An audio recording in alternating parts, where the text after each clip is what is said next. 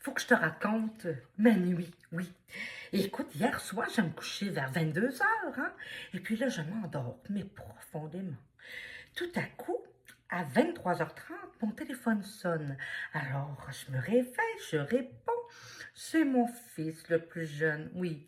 Et il dit, maman, peux-tu venir me chercher au bar? Parce que là, c'est plate. Alors, moi, je dis, mais bien sûr, bien sûr. Je raccroche, je me tourne vers chéri. Hmm.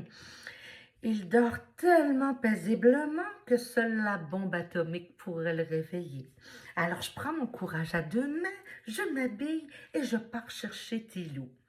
Bon, ça dure environ, on va dire, 35 à 40 minutes l'aller-retour. Alors je retourne me coucher avec le sentiment du devoir accompli de maman. Comme je me reposais paisiblement, hein, les yeux tout grands ouverts en écoutant le son de mon charmant tracteur Caterpillar, communément appelé mon mari, je me suis mise à penser et à réfléchir au cadeau de Noël des enfants.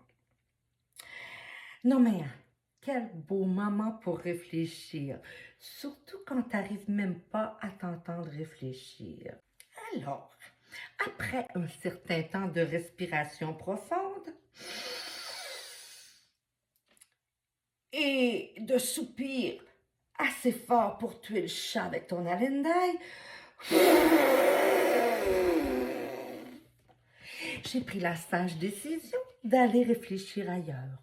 Je descendis donc au salon pour pouvoir retrouver la paix d'esprit. Comme ça faisait du bien, là, tu sais, là, de s'entendre réfléchir. Mais comme si quelqu'un avait décidé que je n'avais pas droit à la paix du silence trop longtemps.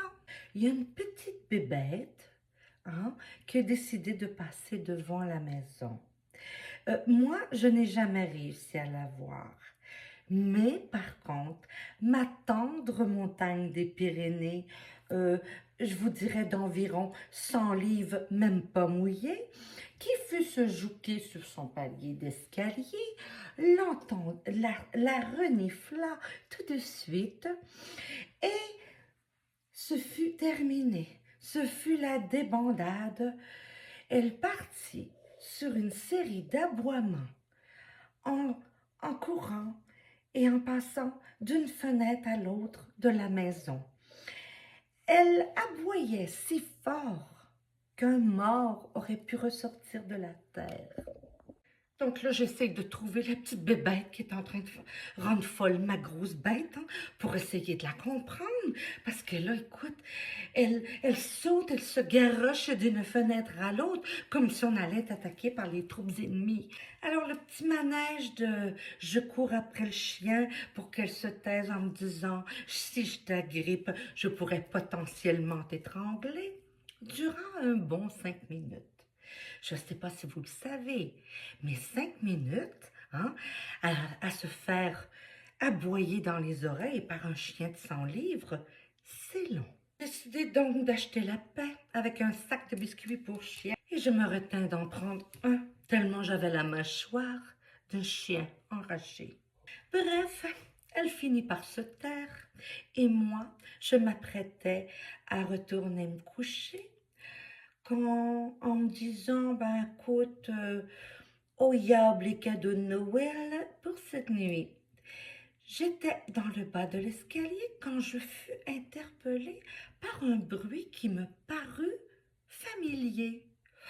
C'était mon charmant tracteur Caterpillar qui m'attendait dans notre lit. J'ai décidé donc d'aller me recoucher dans mon lit en écrivant seulement une suggestion sur ma liste. Oui, acheter 2 muselières, une pour Vegas et une pour Chéri. Bonne journée.